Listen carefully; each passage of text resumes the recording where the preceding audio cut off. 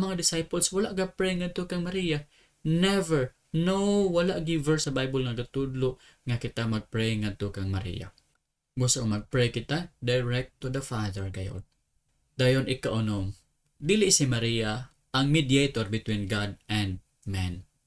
Si Jesus lang ang tigpatunga sa langit o sa yuta, sa amahan o sa kalibutan, sa mga tao sa kalibutan.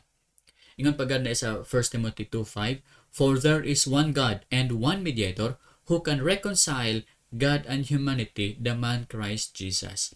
Adun lang may usa ka Dios, adun na lang may usa ka mediator nga maka-reconcile sa Ginoo o sa mga tao sa kalibutan. Mao si Kristo Jesus.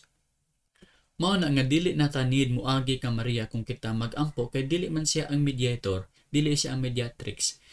Ang mediator mao lamang si Kristo Jesus. Siya lamang ang tigpataliwala sa Ginoo o sa kalibutan. Now, busa po bitaw nga gitudloan kita ni Jesus nga kung mag-pray kita in His name.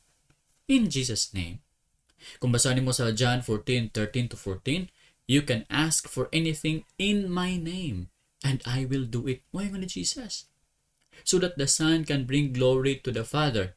Yes, ask me for anything in my name, and I will do it.